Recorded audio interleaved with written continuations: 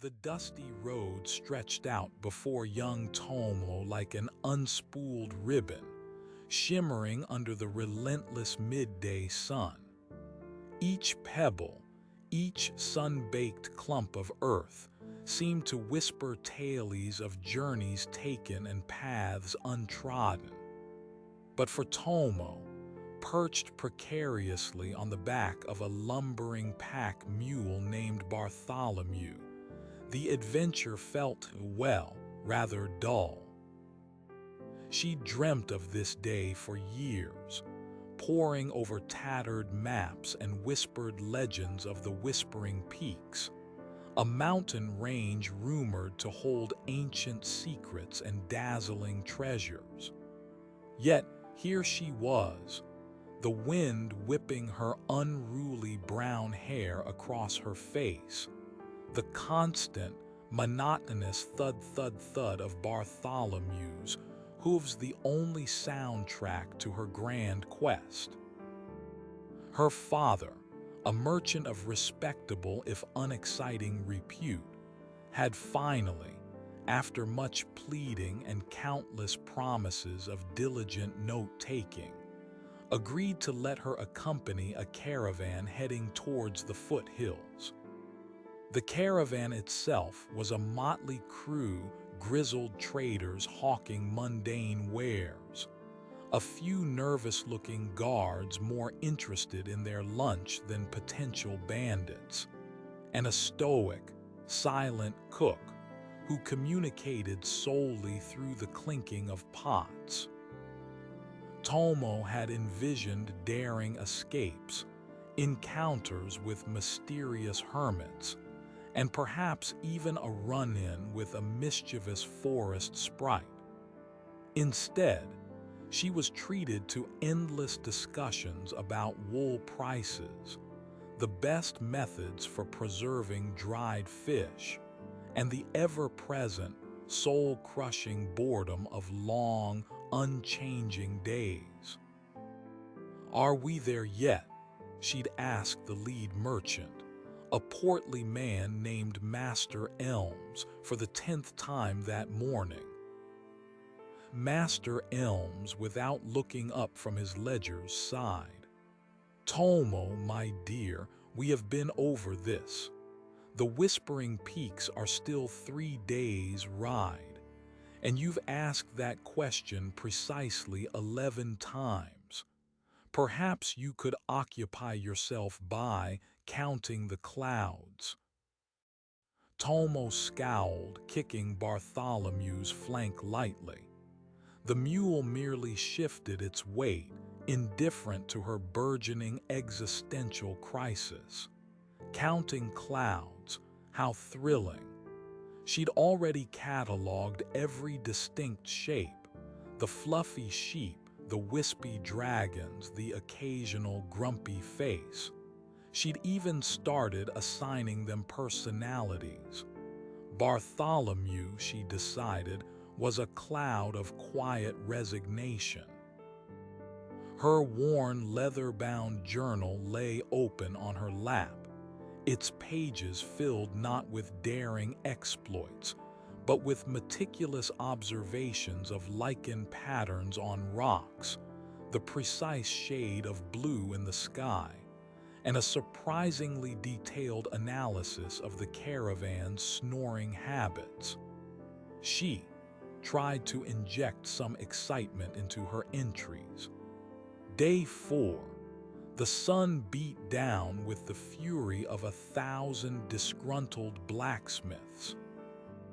Bartholomew steadfastly refused to acknowledge the existence of this potentially perilous journey, opting instead for a steady rhythm of mastication. I, on the other hand, narrowly avoided an encounter with a particularly aggressive beetle. The thrill is almost unbearable. The truth was, Tomo was a born adventurer trapped in the mundane reality of a well-organized expedition. She craved the unexpected, the spontaneous, the moments that made the heart leap into the throat and then settle back down with a triumphant beat.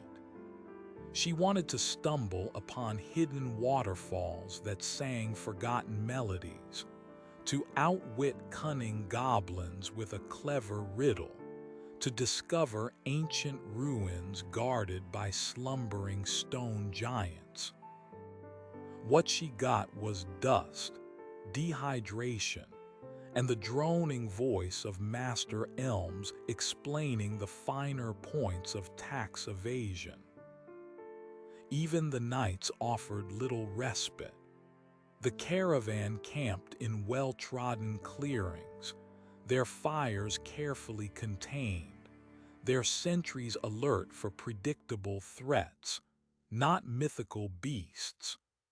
Tomo would lie in her small tent, listening to the gentle snorts of Bartholomew, the distant calls of ordinary owls, and the low murmur of conversations that never seemed to stray from the practicalities of trade and travel. She'd try to conjure images of starlit skies filled with celestial battles, of moons that glowed with arcane power, but her mind inevitably drifted back to the simple, predictable rhythm of the caravan. She'd even tried to engage the caravan guards in tales of heroism. "Did you ever fight a griffin?" she'd asked a burly man named Grant, who was busy sharpening his sword with alarming intensity. Grant paused, squinting at his blade. "A what now?" "A griffin, you know, half eagle, half lion. Fierce claws, powerful wings." Tomo gestured wildly, mimicking a swooping motion. Grant grunted. "Saw a particularly large hawk attack a rabbit once. Didn't end well for the rabbit. Is that what you mean?" Tomo slumped back, deflated. Even her attempts to inject fantasy into reality were met with stoic pragmatism. It was as if the entire world conspired to keep her grounded, to remind her that her adventurous spirit was perhaps best left to the pages of books.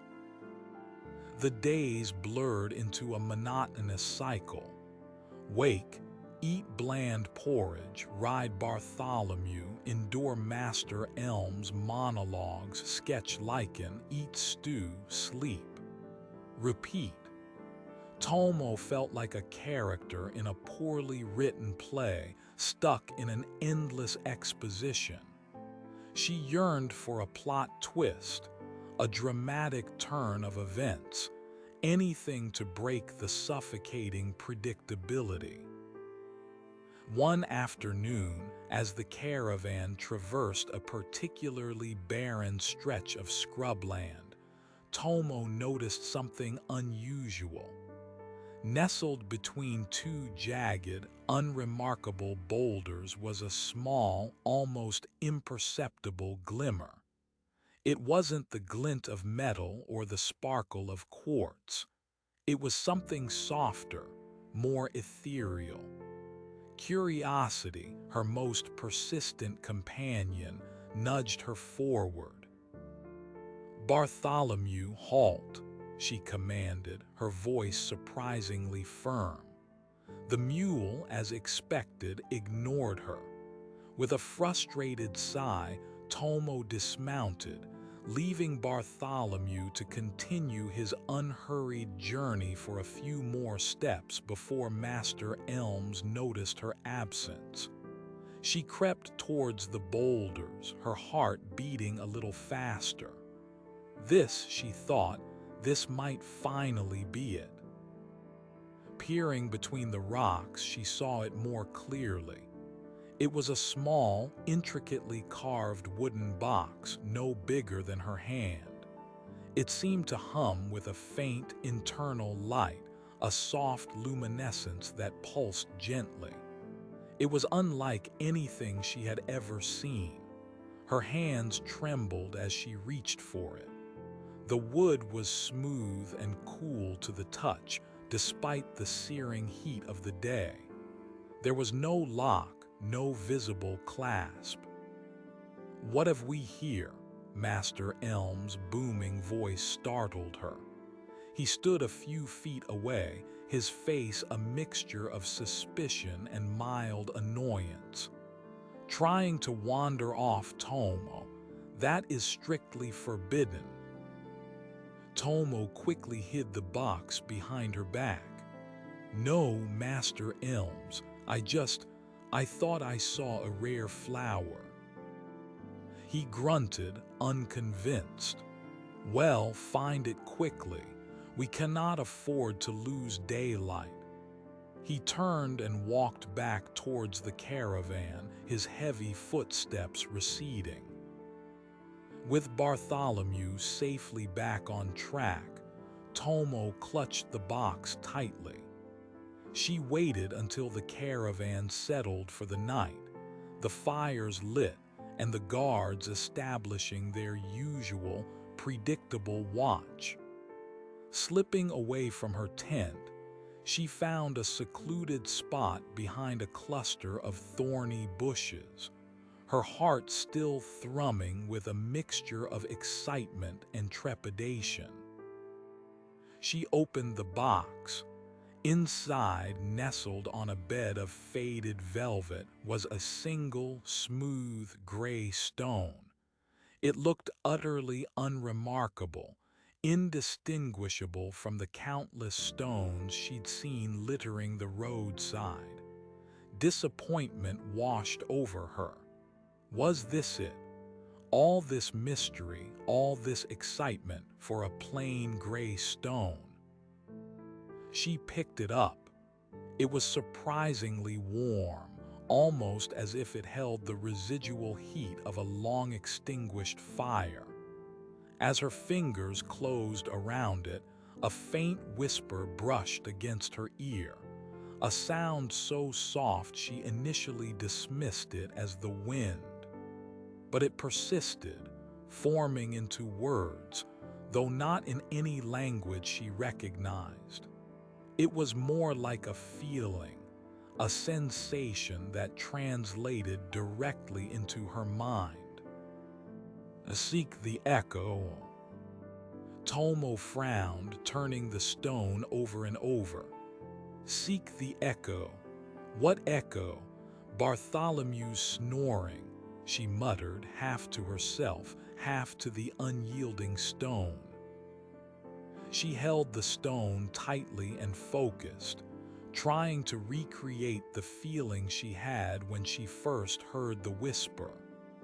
The stone warmed further in her hand, and the whisper returned, a little clearer this time. "The echo of the peaks, where silence speaks loudest."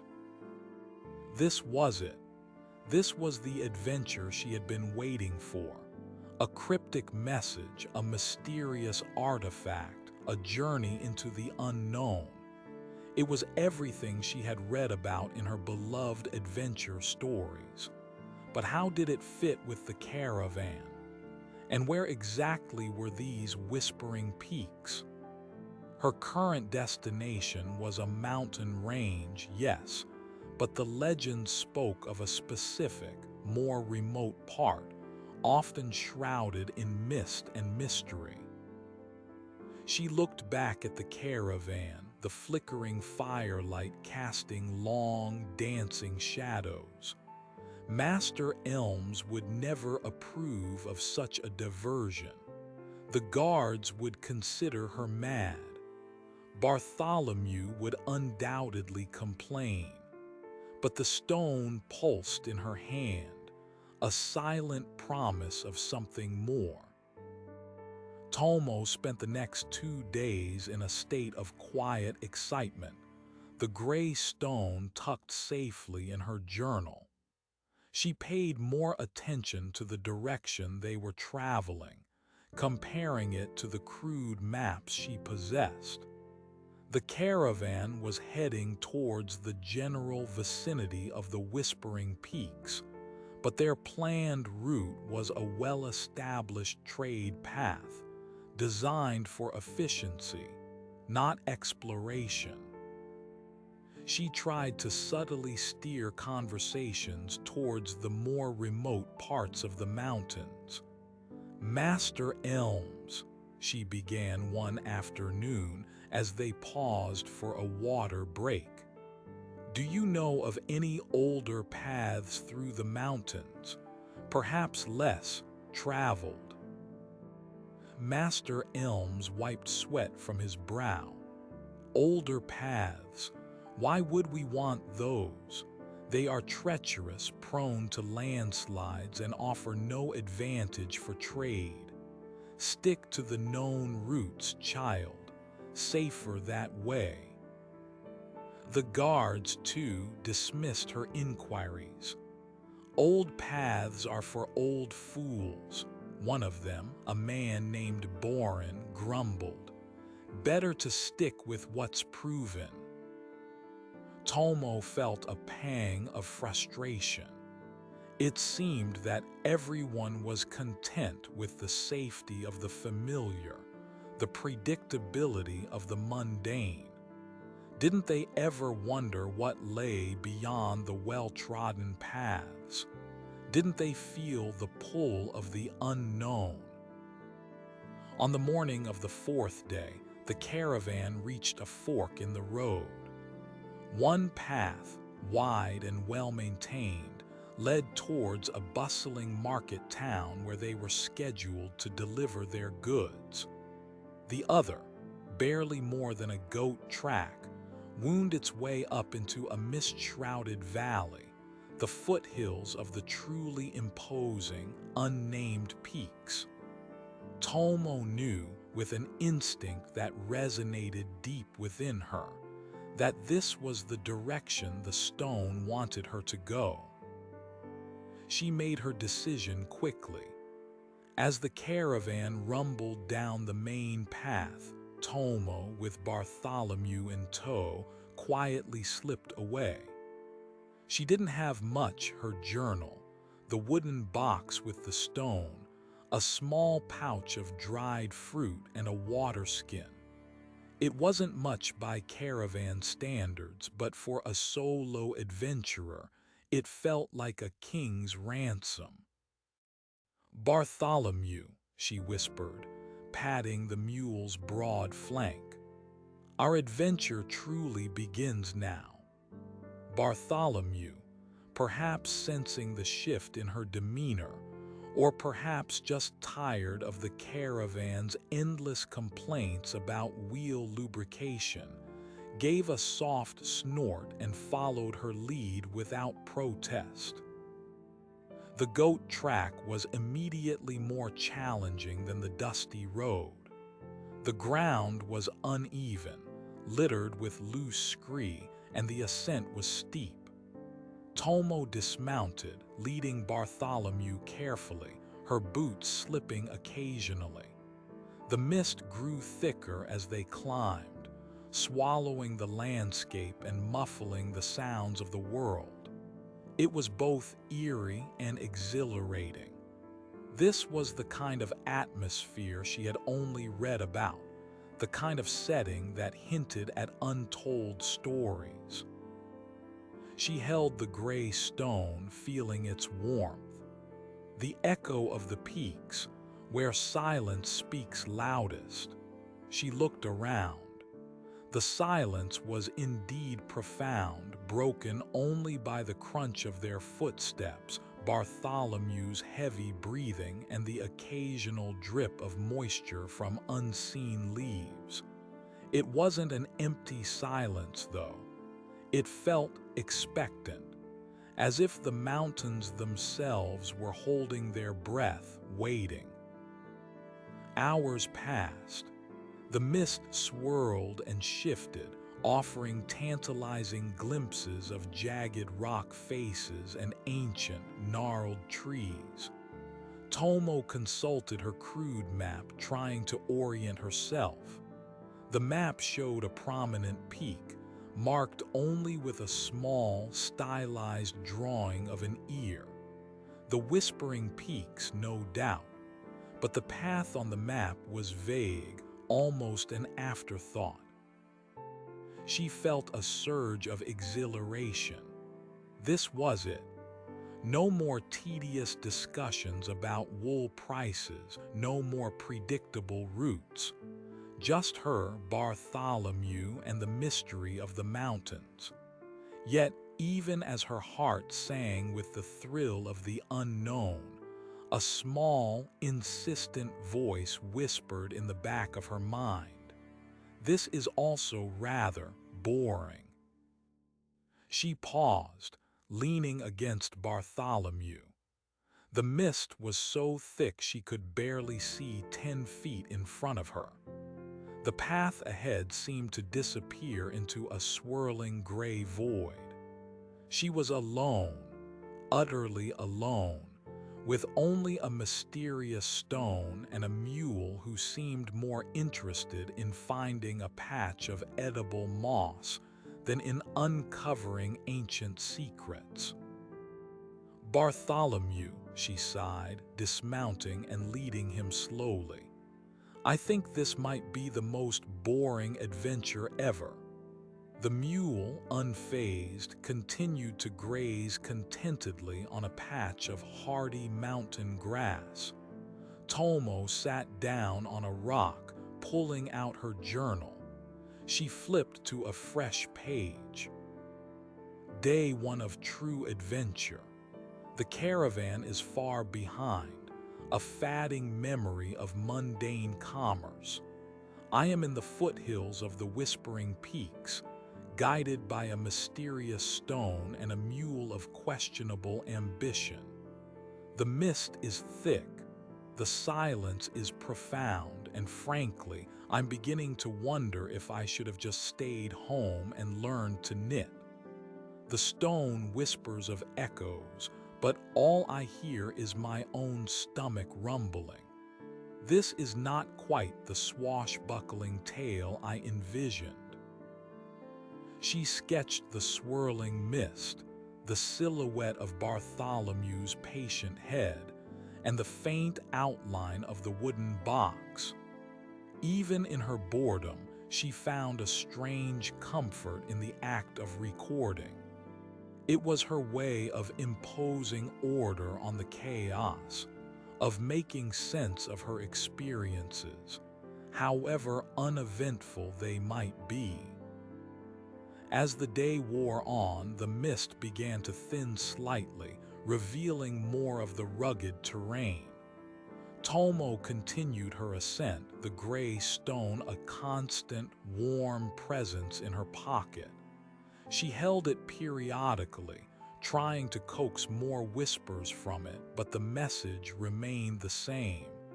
The echo of the peaks, where silence speaks loudest. It was maddeningly vague. She noticed that Bartholomew seemed to be struggling more with the climb. His usual steady gait had slowed, and he let out occasional weary sighs. Tomo felt a pang of guilt. Perhaps bringing him along on this ill-defined quest wasn't fair, but the idea of leaving him behind was unthinkable. He was her only companion, even if his contributions to the adventure were limited to his impressive capacity for slumber and his discerning palate for mountain flora. They found a relatively sheltered overhang as dusk began to settle, the mist clinging stubbornly to the higher slopes. Tomo shared her dried fruit with Bartholomew, who accepted it with a dignified nod. As she ate her own meager rations, she looked at the imposing, silent peaks surrounding them. There was a beauty to their starkness, a raw, untamed grandeur that was undeniable. But it was a lonely beauty, a beauty that seemed to demand a level of resilience she wasn't sure she possessed. She tried to imagine what secrets these mountains held. Were there hidden valleys, forgotten temples, ancient guardians? Or was it all just rock and mist? The stone pulsed faintly in her pocket, a silent, enigmatic presence. She wished it would offer more concrete guidance, a clear direction, a signpost pointing towards actual adventure. The second night in the mountains was colder than the first. The wind picked up, whistling through the crags and carrying with it the unsettling rustle of unseen things. Tomo huddled deeper into her sleeping bag, pulling Bartholomew's rough coat closer for warmth. She listened to the wind, trying to discern any pattern, any hidden message. But it was just wind, a natural phenomenon, as predictable and unremarkable as the clouds she had counted days ago. She tried to focus on the stone, on the whispered words. Where silence speaks loudest. It implied that the answers weren't in the howling wind, but in the absence of sound. She closed her eyes, trying to find that profound silence within herself, amidst the external din. It was a difficult task. Her mind, trained in the art of observation and deduction, kept cataloging the sounds, analyzing their patterns, trying to find logic where perhaps none existed. As she drifted in and out of sleep, a strange sensation washed over her.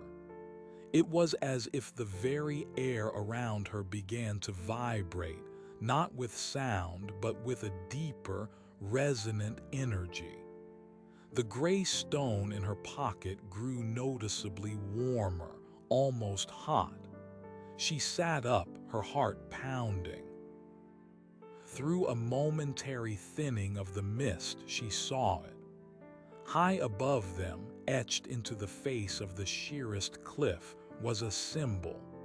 It was an intricate spiral, glowing with a soft, internal light, eerily similar to the light that had emanated from the wooden box. It pulsed rhythmically, a silent beacon in the gray expanse. The echo, she breathed, understanding dawning. It wasn't a sound, but a visual resonance, a silent manifestation of the mountain's energy. The stone had led her to it. But the symbol was high, impossibly high on a sheer cliff face. There was no discernible path, no obvious way to reach it. Tomo felt a familiar wave of disappointment mingled with a flicker of determination. This was the challenge. This was the test. She spent the next morning meticulously studying the cliff face, her journal open, her pencil flying. She noted every crevice, every overhang, every potential handhold, however small. Bartholomew watched her, his large eyes seemingly filled with a mixture of concern and mild indigestion. The problem was not just the climb, but the sheer scale of it. It was a cliff that would challenge even the most experienced mountaineer. Tomo, while agile and determined, was by no means an expert climber. She had skills born of necessity, the kind of agility developed from scrambling over fences and climbing trees in her youth. But this was different. This was a vertical world, unforgiving and immense. She tried to find a way around, to see if there was a more accessible approach from a different angle. She led Bartholomew along the base of the cliff for what felt like miles, but the mist remained thick, and the symbol, though sometimes visible, always seemed just out of reach, mocking her efforts. The landscape was relentlessly monotonous: gray rock, swirling mist, and the occasional hardy, wind-battered shrub. "This is ridiculous," she muttered, sinking to the ground. "I'm chasing a glowing doodle on a cliff face. Is this what adventure has come to?" Bartholomew, as if in agreement, let out a long, mournful bray. She pulled out the gray stone again. It was still warm, its pulse steady. The echo of the peaks, where silence speaks loudest. She thought about the symbol, a spiral.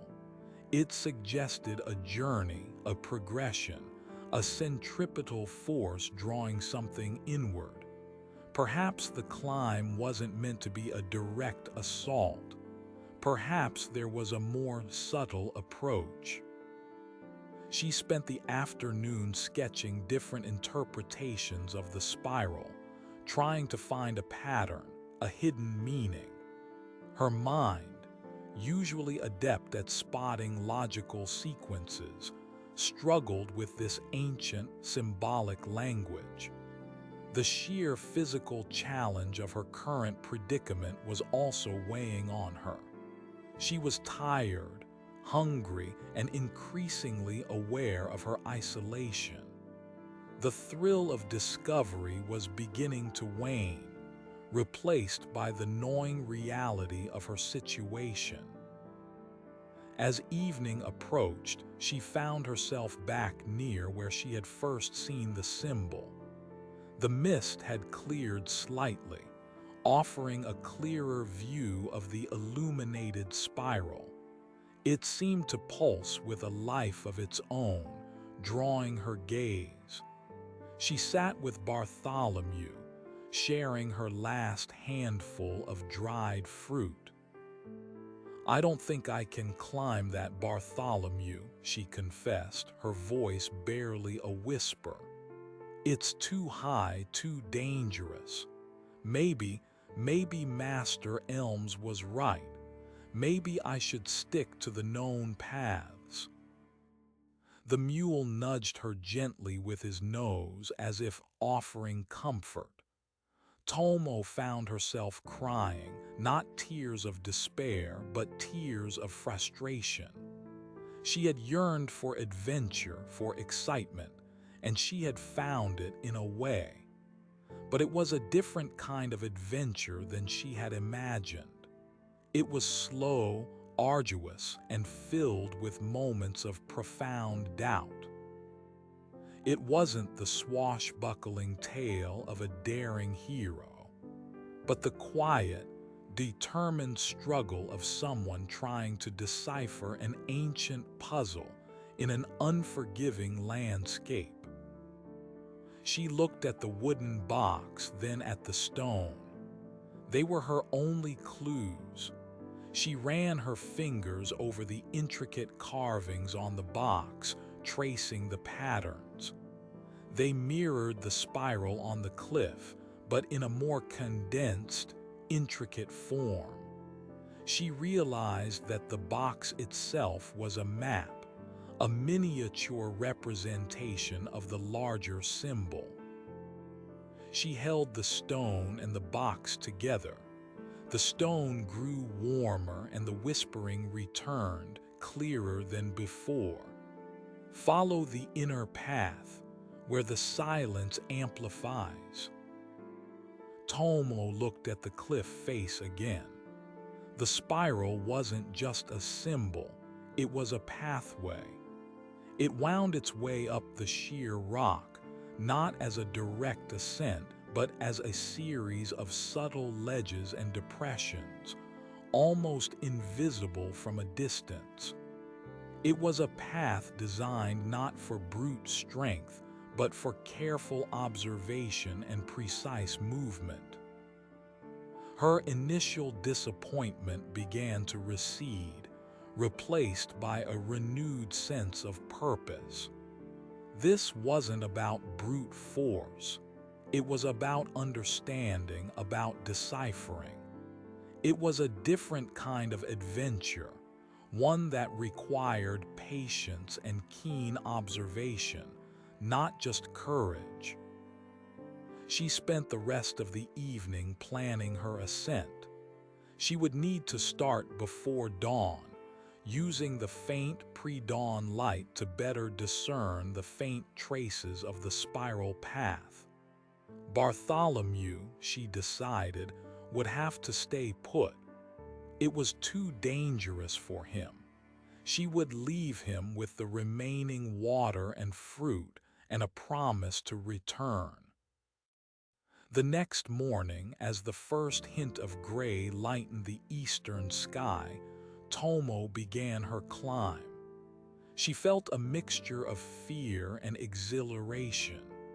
The path was narrow, often little more than a foot wide, and the drop below was dizzying.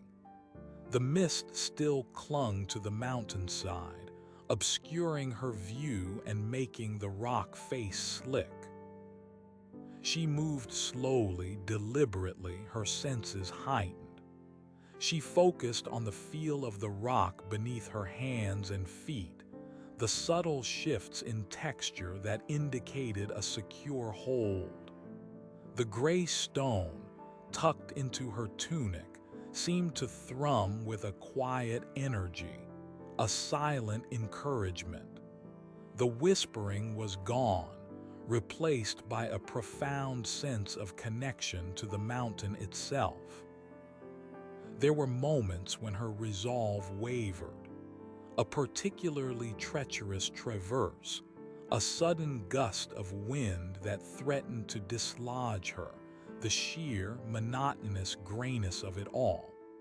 She found herself thinking, is this really an adventure, or just a very difficult hike with a fancy rock? The boredom, she realized, wasn't just about the lack of action. It was about the struggle against her own doubts, the constant battle against the urge to give up. She remembered the words of a wise old scholar she'd once met. True adventure is not always in the grand spectacle, but in the quiet perseverance. Perhaps this was what he meant. This slow, arduous climb, this relentless focus, this quiet determination in the face of overwhelming odds, this, in its own way, was an adventure. As she neared the top, the mist finally began to dissipate, revealing a breathtaking panorama. Below the caravan route was a thin brown thread. Beyond that, rolling hills stretched out towards the horizon. But directly ahead, bathed in the clear mountain sunlight, was a small, perfectly circular plateau. And in the center of the plateau stood a single, ancient, gnarled tree, its branches reaching towards the sky like skeletal fingers. And there, at the base of the tree, was an opening. Not a cave, but a perfectly formed archway leading into the heart of the mountain. The glowing spiral symbol was carved above the arch. Tomo reached the plateau, her legs trembling with exhaustion, her hands scraped and bruised. She had made it. She looked back down the sheer cliff face, a wave of accomplishment washing over her. She had climbed the impossible. She approached the archway, the gray stone pulsing in her hand. The air within the opening seemed to hum with a gentle energy, and a faint, melodious sound like distant chimes reached her ears. This was the echo, the silence that spoke. She stepped through the archway. Inside, the light was soft and ethereal, emanating not from any visible source, but from the very stone of the cave. The walls were covered in intricate carvings, depicting scenes of ancient rituals, celestial events, and strange, ethereal beings. It was a library of forgotten lore, a testament to a civilization long gone. The cave was not vast, but it was filled with a profound sense of peace. In the center of the chamber, resting on a simple stone pedestal, was another object. It was a book, its cover made of a material Tomo couldn't identify, shimmering with an iridescent sheen. She approached it with reverence. As she touched the cover, the whispers returned, clearer and more resonant than ever before. The Chronicle of the Silent Ones. Seek knowledge, not just spectacle. Tomo opened the book. The pages were filled with flowing script, illuminated with intricate illustrations. It was a history, a philosophy, a collection of wisdom from a people who had lived in harmony with the mountains, who had learned to listen to the silent language of the earth. She spent hours in the cave, poring over the book, the gray stone now silent in her pocket. She learned of the Silent Ones, beings who communicated not through words, but through shared consciousness and resonant energy. They had built these hidden sanctuaries, these places of quiet contemplation, to preserve their knowledge and their connection to the natural world. The spiral, she learned, was their symbol for the flow of energy, the interconnectedness of all things. It wasn't the treasure of gold and jewels she had initially imagined. It was something far more valuable: knowledge, wisdom, a deeper understanding of the world and her place within it. The adventure hadn't been about daring escapes and fierce battles, but about patience, perseverance, and the quiet pursuit of understanding. As the sun began to dip below the horizon, casting long shadows across the plateau, Tomo knew it was time to leave. She carefully closed the book, a profound sense of gratitude filling her heart. She had found what she was looking for, though it was not in the form she had expected. The adventure had been less about external action and more about internal discovery. Descending the cliff face was easier, her movements more sure, her mind clearer. She found Bartholomew waiting patiently, just as she had left him. He seemed to sense the shift in her, the quiet confidence that now radiated from her. The journey back down the mountain was uneventful. The mist had lifted, revealing the familiar, albeit still somewhat monotonous, landscape. But for Tomo, everything had changed. The world seemed richer, more nuanced.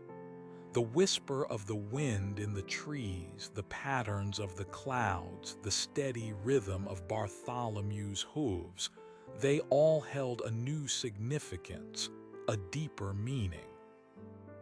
When she finally rejoined the caravan days later, Master Elms was beside himself with worry, quickly followed by indignation.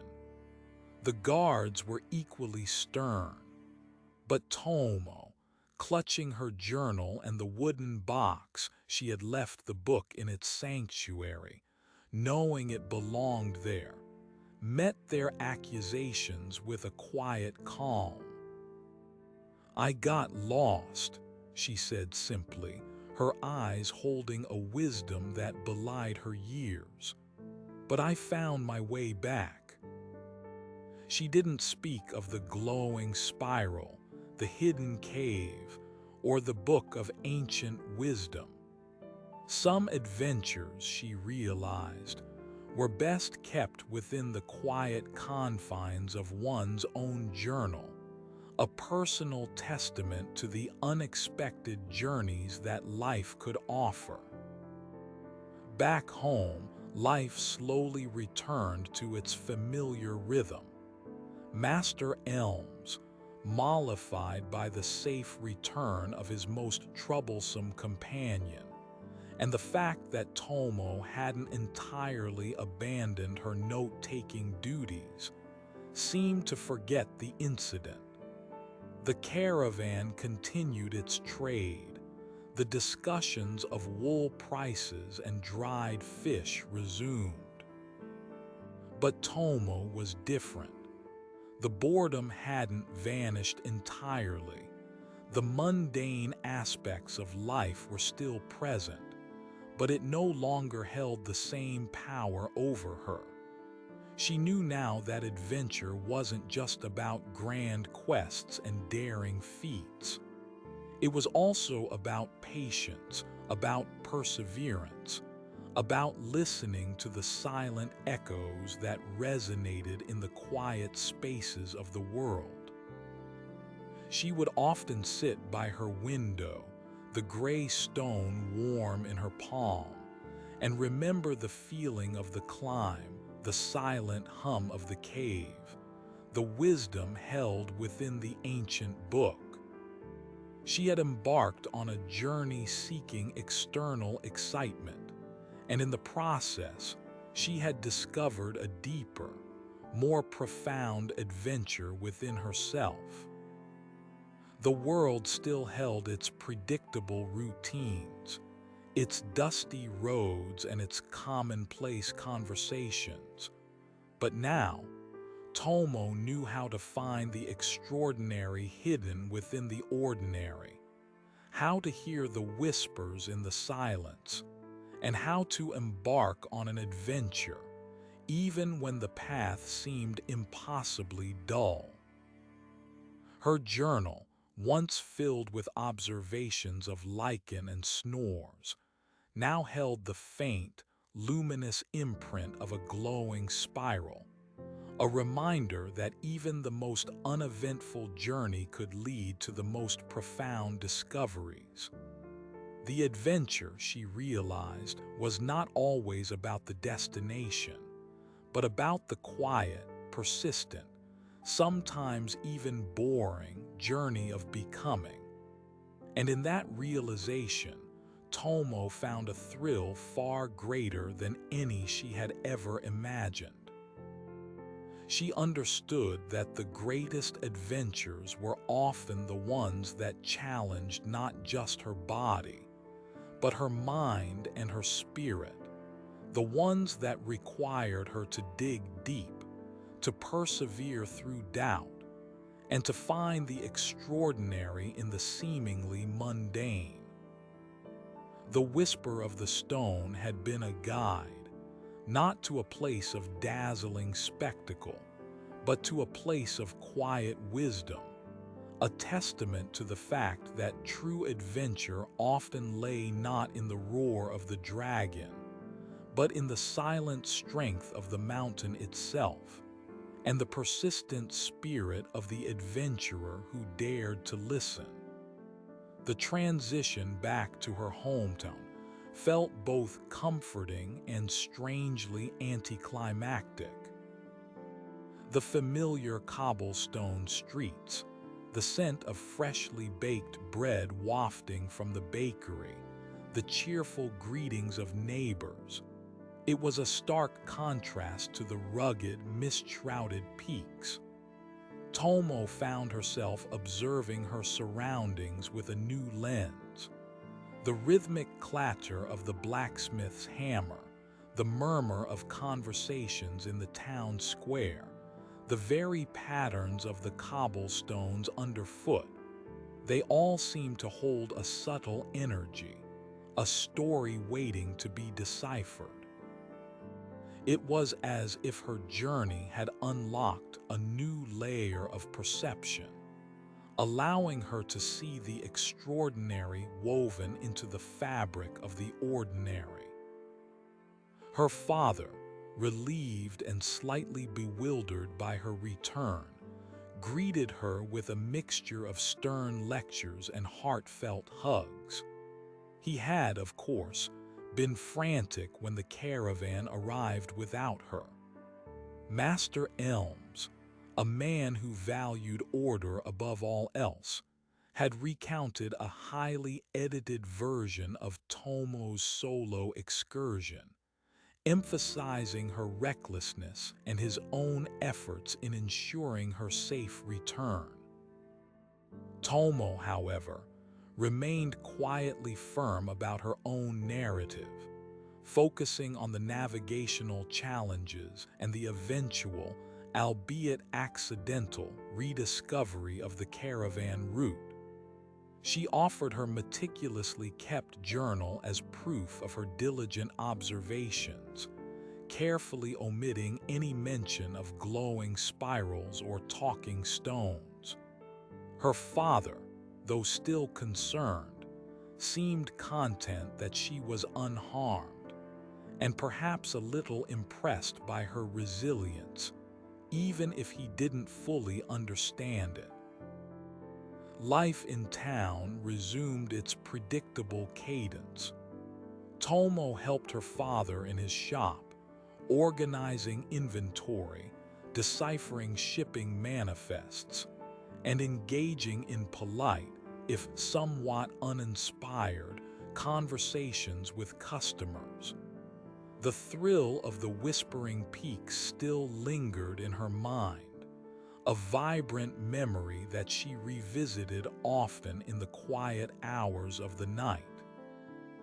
She would pull out the gray stone, its warmth now a familiar comfort, and trace the patterns on the wooden box, a tangible link to her extraordinary detour.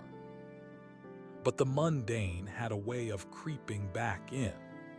The days spent sorting invoices and haggling over prices felt frustratingly similar to the days spent counting clouds on Bartholomew's back.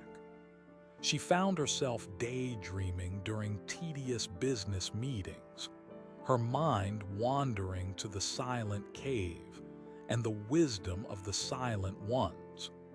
She yearned for that sense of profound discovery, that feeling of stepping into a world far removed from the everyday. One afternoon, while helping her father organize a shipment of rare herbs from a distant land, she came across a peculiar dried flower. It was unlike any she had seen before, its petals a deep indigo, its scent faintly metallic, almost like ozone. She remembered her lie to Master Elms about seeing a rare flower near the boulders where she found the box. This flower, however, felt different. It had a subtle luminescence, a faint glow that reminded her of the spiral symbol. Curiosity, that ever-present spark, ignited within her. She carefully tucked the flower into her journal next to the sketch of the spiral. Could it be connected? Was there more to her accidental adventure than she had realized? That evening, after her chores were done, she sat by her window, the indigo flower and the gray stone before her. She held the stone, focusing on the memory of the Whispering Peaks, on the feeling of the climb, on the silent energy of the cave. The stone warmed in her hand, and a faint whisper, barely audible, brushed against her consciousness. The echoes are not confined. Tomo's heart leaped. The echoes were not confined to the mountains. They existed elsewhere, perhaps even here in her seemingly ordinary town. The indigo flower with its subtle glow felt like a sign, a clue. Over the next few weeks, Tomo began to approach her daily life with a renewed sense of purpose, her journal her constant companion. She started to notice other subtle anomalies, things she had previously overlooked. The peculiar way the light sometimes refracted in the town's old fountain, casting fleeting, intricate patterns on the water.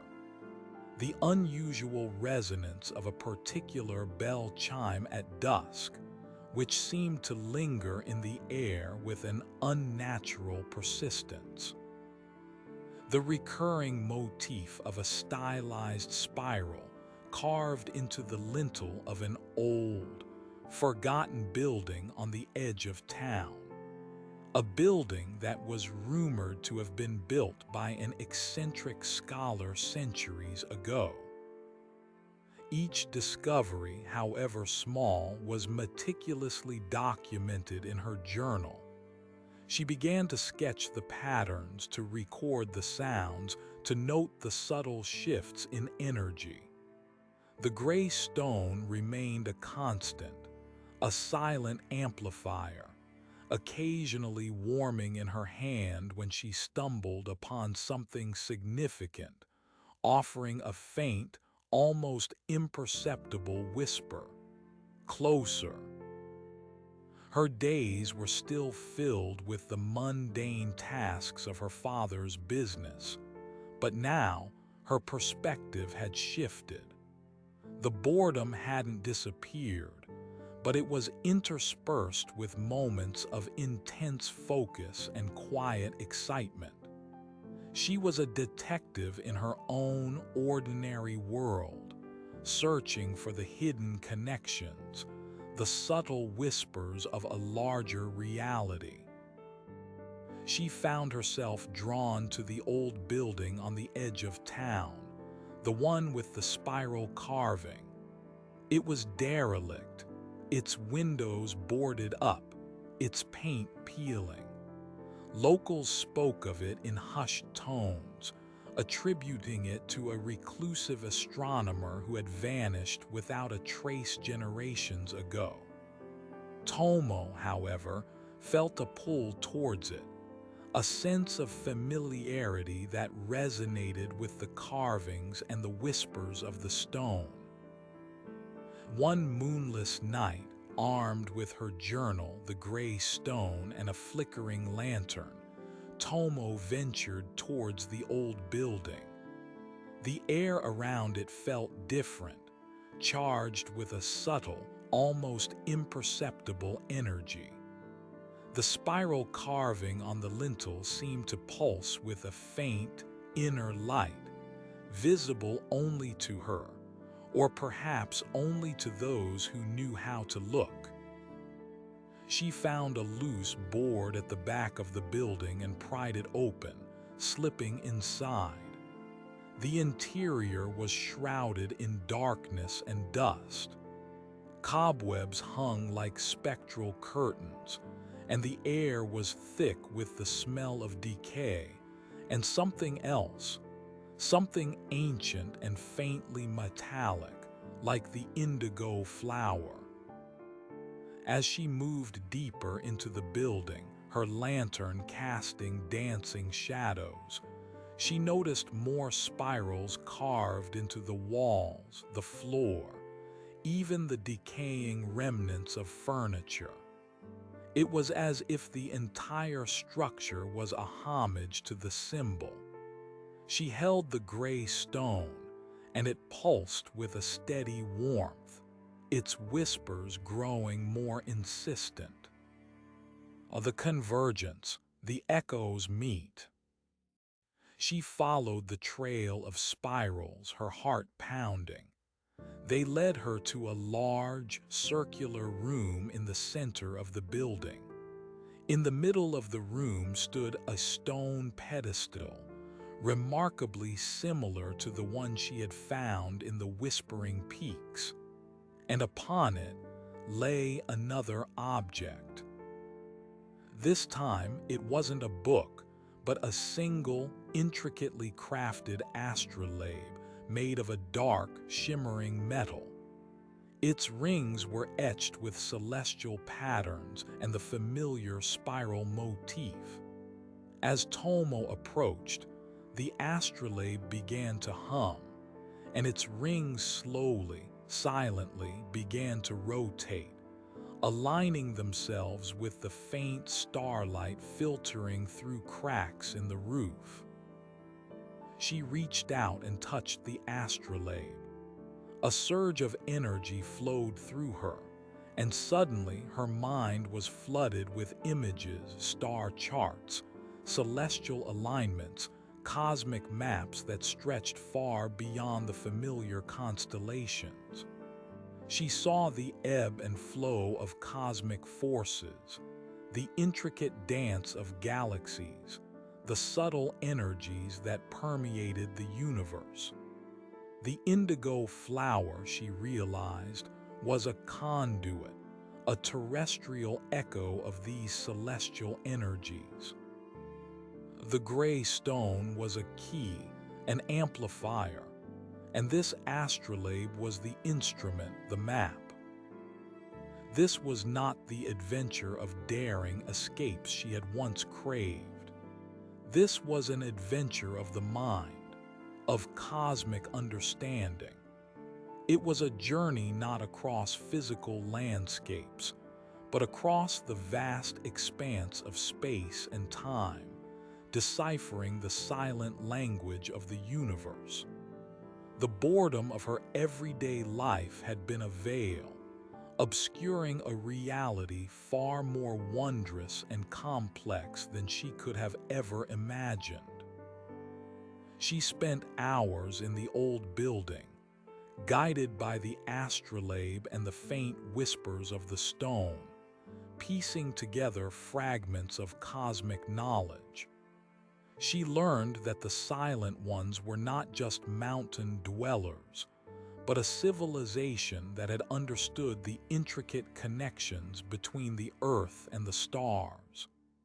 They had left these artifacts, these echoes, in places of power, waiting for someone with the curiosity and the sensitivity to find them. Her days were still filled with her father's business, but her nights were now dedicated to deciphering the secrets of the universe. Her journal, once filled with observations of lichen and trade routes, now contained complex celestial diagrams and cryptic notes on cosmic energies. The boredom hadn't vanished, but it was now a quiet backdrop, a necessary contrast that made the moments of discovery shine even brighter.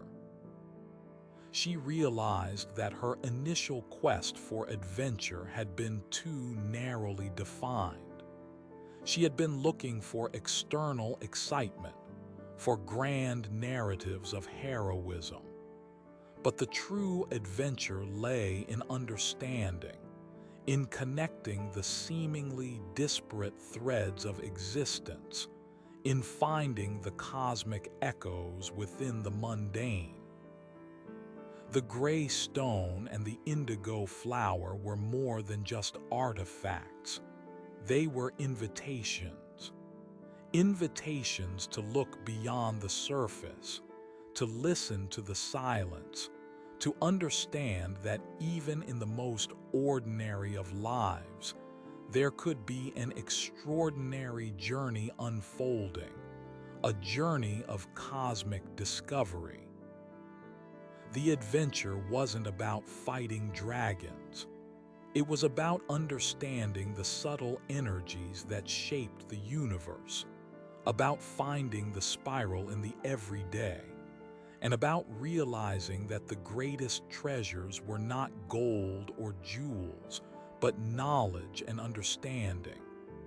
And as Tomo continued her quiet explorations, she knew her adventure had only just begun, a lifelong quest to decipher the silent language of the cosmos, one echo at a time.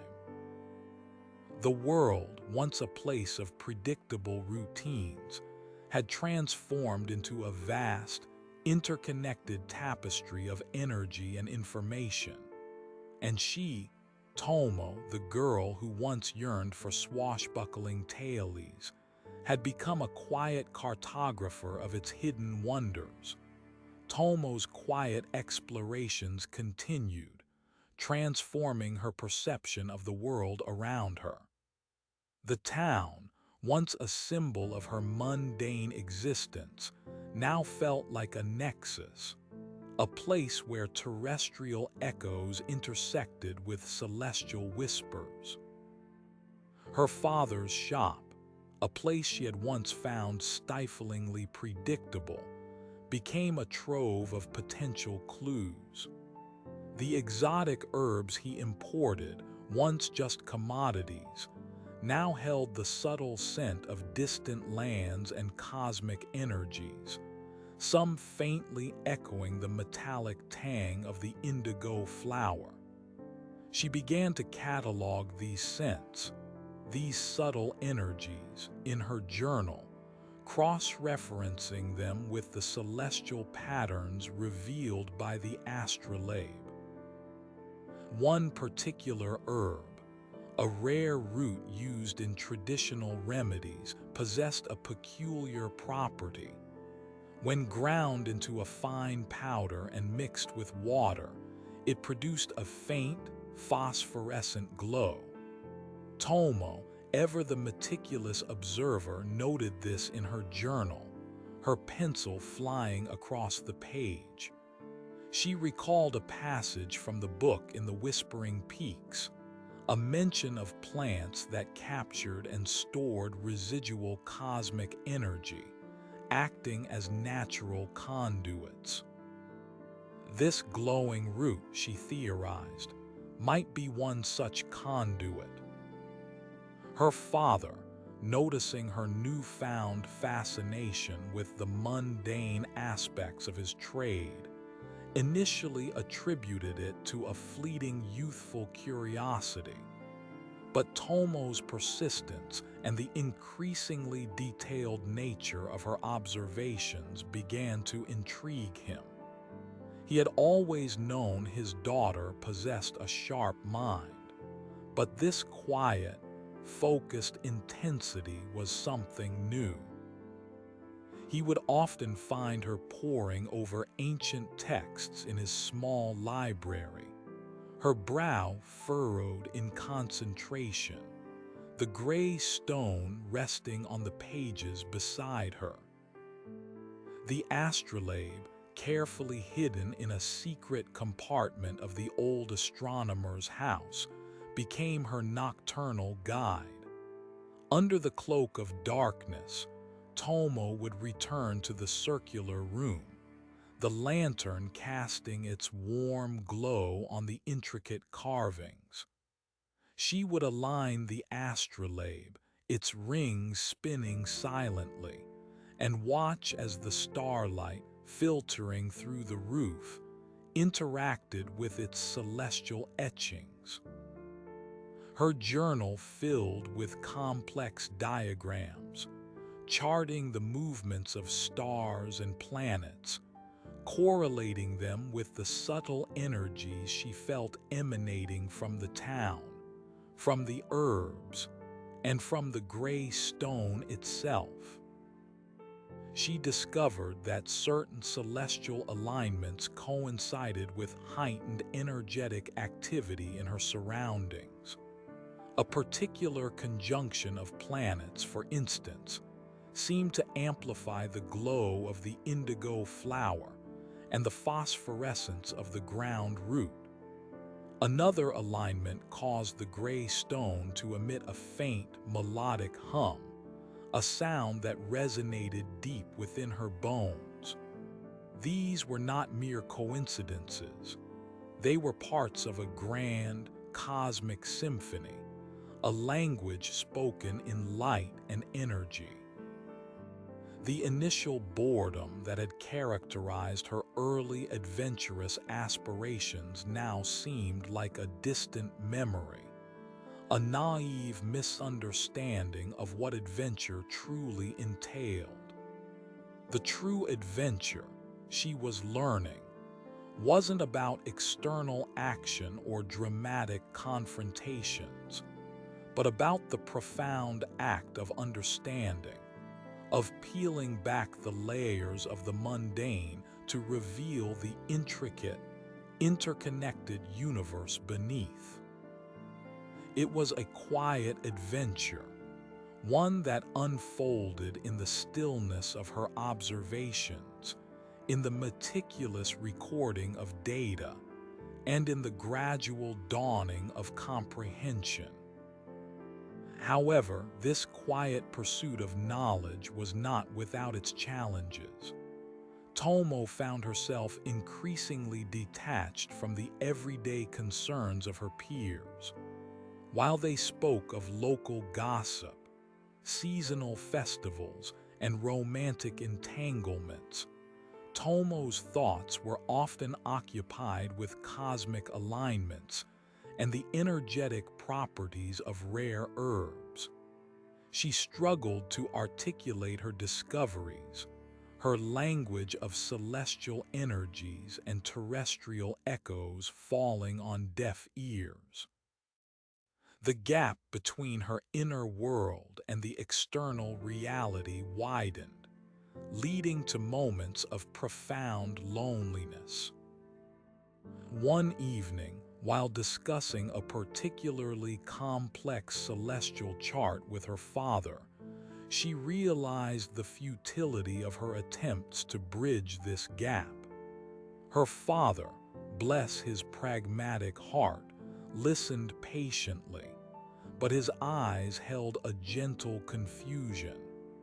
He saw his daughter's dedication, her sharp intellect, but he couldn't grasp the cosmic significance she perceived.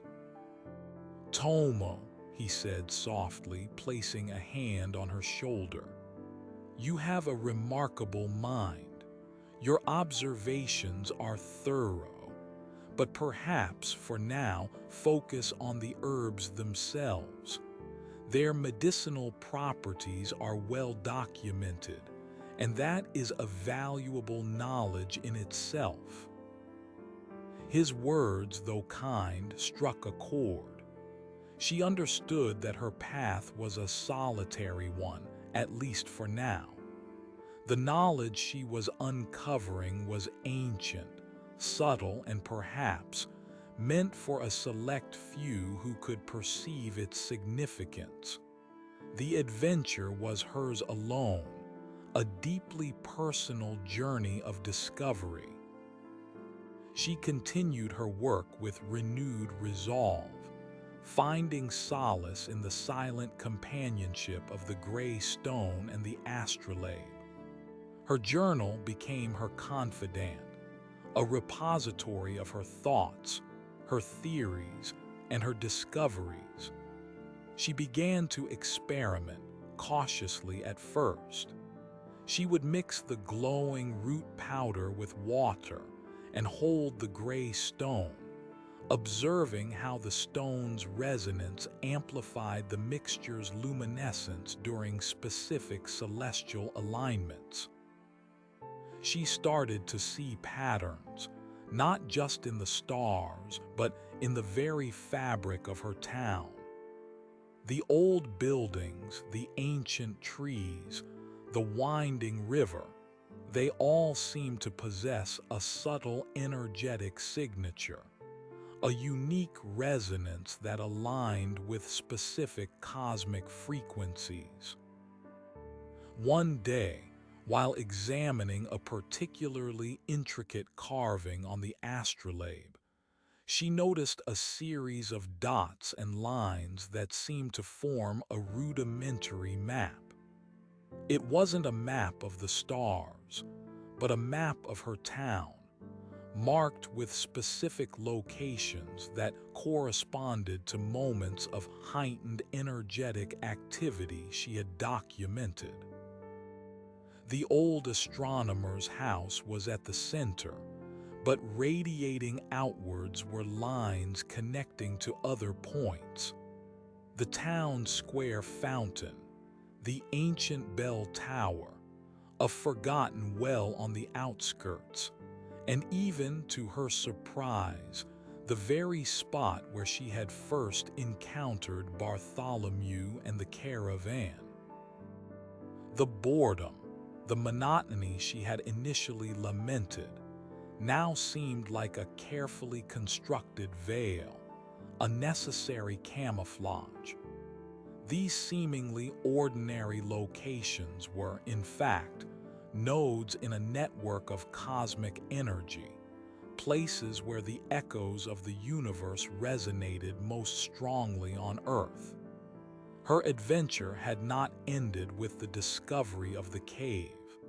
It had merely shifted its focus, transforming her from a seeker of external wonders to an interpreter of internal connections.